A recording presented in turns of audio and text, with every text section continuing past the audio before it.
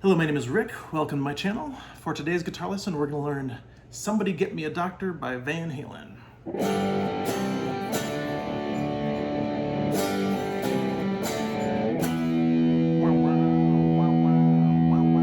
No whammy.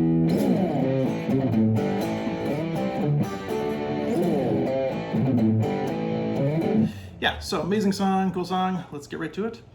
Starts out with a G, C, D. Hopefully you already know those chords. If you don't, I'm sure they're everywhere on the internet. But one little distinction here, I call it the rock G. It's not the 3-finger G. I would say it's the 4-finger G, where you have the 2 notes here in the 3rd fret on the 2nd string and the high E. And then what you do is you take off your 1st finger and you're muting out the A string. And you get kind of a smoother, cool rock sound instead of. So that's what I would say most, for harder rock especially is good. And then kind of here, same thing, D chord. I wouldn't play this high note here. Yeah. So does that twice. And then you have a good old E power chord up here, 7th fret on the A string, 9th fret on the D, 9th fret on the G. And Eddie does do like a whammy bar thing that sounds cool, but no whammy. So the main riff,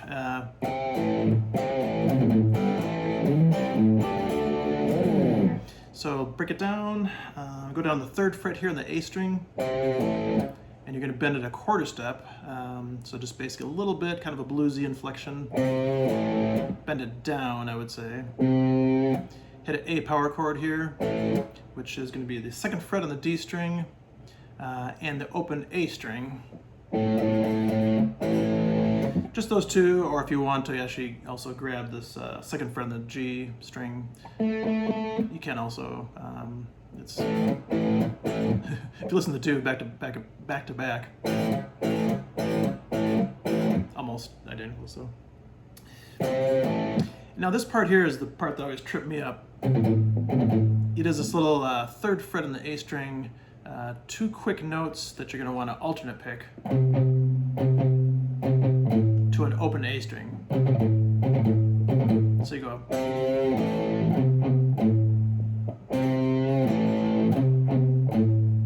So I would practice that little piece first, and then just an open G, which is open G chord, I should say.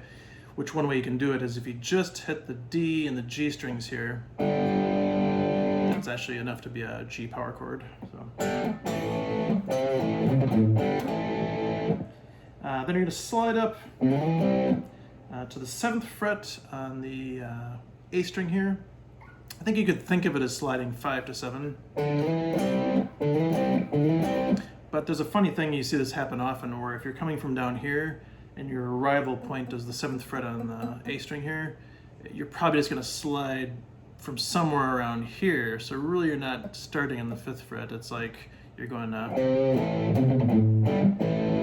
and then right there, and then you're sliding.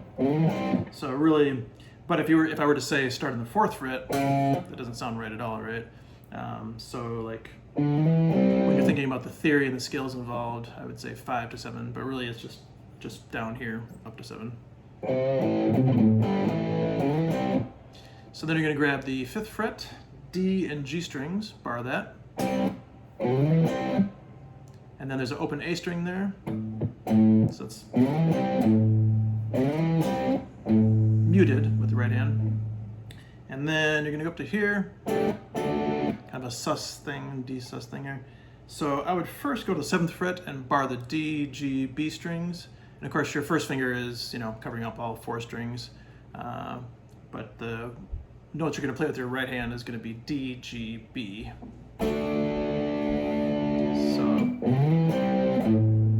Oh, sorry. And then I was getting your hand set up there. So you get your 1st finger set up, and then you're actually going to put, I use my 3rd finger. You can also use your 2nd finger, but it's going to be the 8th fret on the B string here. And then that way you're hitting those 3 strings.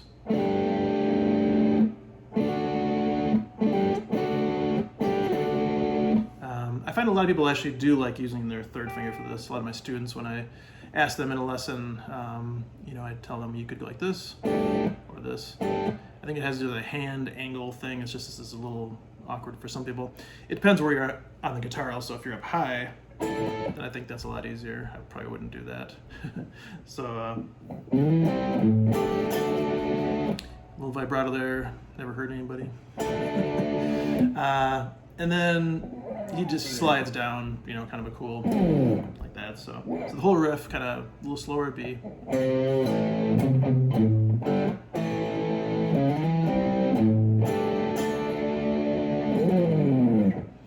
And that's the main cool riff that also becomes the chorus later. The verse is pretty straight ahead, although it has kind of interesting stretches here. Go back to that E we did in the beginning. So 7 on the A string, 9 on the D, 9 on the G, and you're going to do a down, up, down.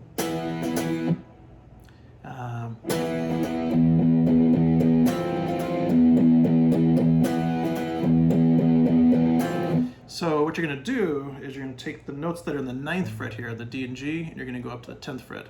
Now there's two ways you could do this also. I think when I first learned this, I always barred it, did a bar, probably little finger maybe, and then I switched for some reason to using these fingers. So as long as you get the right notes, that's where it depends how picky you want to get. I'm sure you can find some video of Eddie and you can find out what he was doing, and if you want to do that, great, but I think as long as you play the right notes, you know. So you do that, you go down, up, down, and then you just kind of chug on the low E here, muted. 1, 2, 3, 4, 5. But he does a super interesting thing here. He kind of like bumps in to the edge of the 6th string here with the edge of his, you know, tip of your first finger. You get a little bit of a harmonic there.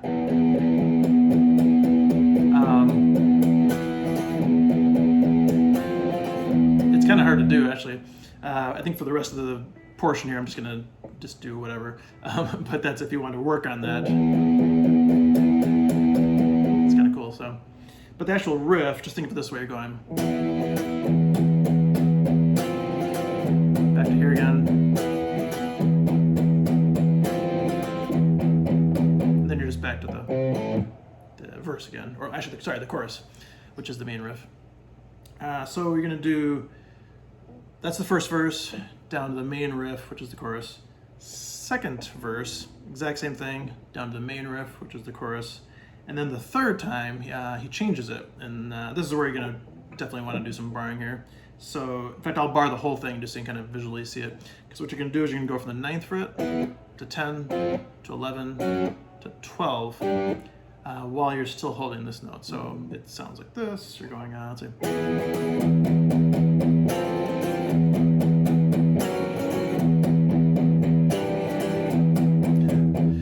So yeah, you just want to, as long as you bar the D and G strings in the 9th fret, then 10, then 11, then 12. I think little finger is probably logical because backwards, that's hard enough to reach with your little finger. I can't imagine. Yeah, I think you have to. Man, if anybody can hit that 12th fret with your third finger, oh, I guess I can do it, but it's not going to sound good. No. So that's the third verse. And then there's this cool middle section. Oops.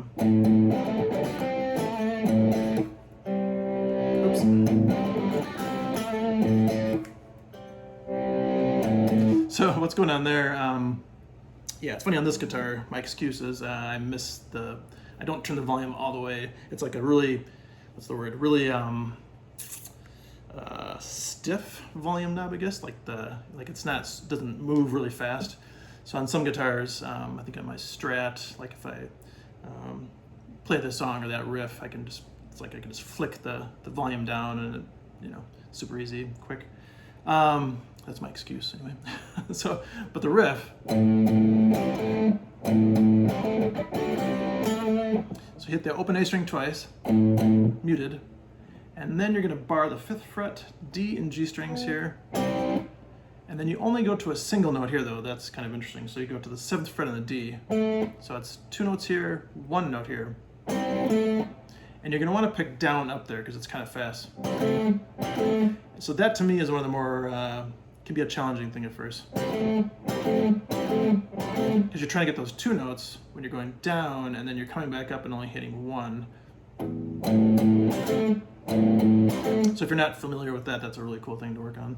And then just one of these things, which that, if you haven't done it before, you just want to deaden all the strings by putting your hand like this, kind of lightly touching the strings.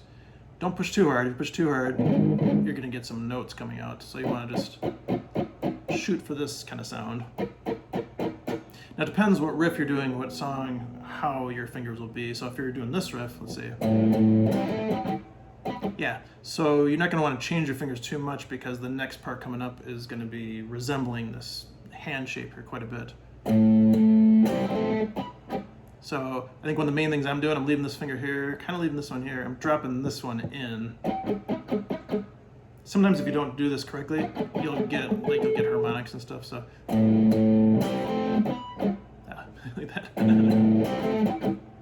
And then you're gonna go. So now you are gonna double up. You are gonna play two notes here: 7th fret on the D and the G.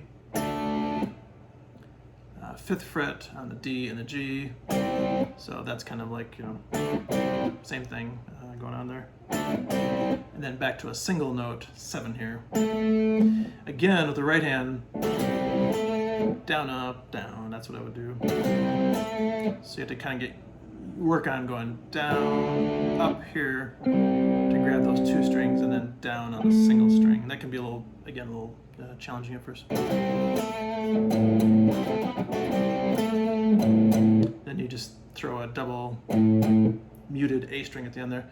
And then this is what he does, is he turns his volume down just all the way off, and you hit this chord here, which is the 5th fret on the D and the G. And the idea is, of course, the audience is not going to hear, I don't know how well you can hear this right now, but the audience is not going to hear that. They're just going to hear that sound, which is pretty cool. So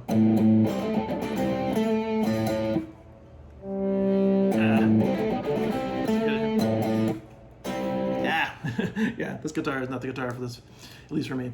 So does that, I think it's 3 times. There's a good woo-woo in there. And then he goes. Kind of a cool lick. I'm not going to show the solo right now, but he does a cool lick here. So you go to the 7th fret on the G string here, and you're going to bend up a whole step. There's your 9 for your pitch. Sorry, ooh, that was bad.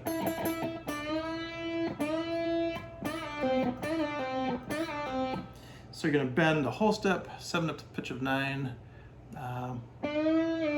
Release the bend, so you bend up, come back down again, then pull off to 5.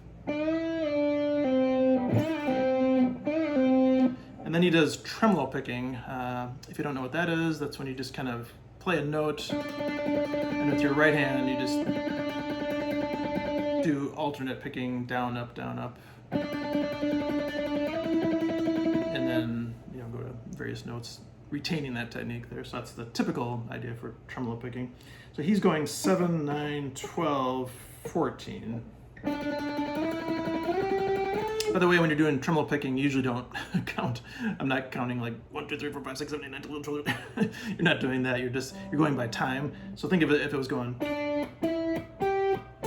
That's what the beat is. Like. That's how you want to think of it, as that, not trying to count 26 times here or whatever it is. And then it's cool when he gets to the 14 up here on the G, he bends a step and a half. This A note to a C note, which is 14 to 17 in pitches. Like here's your 17.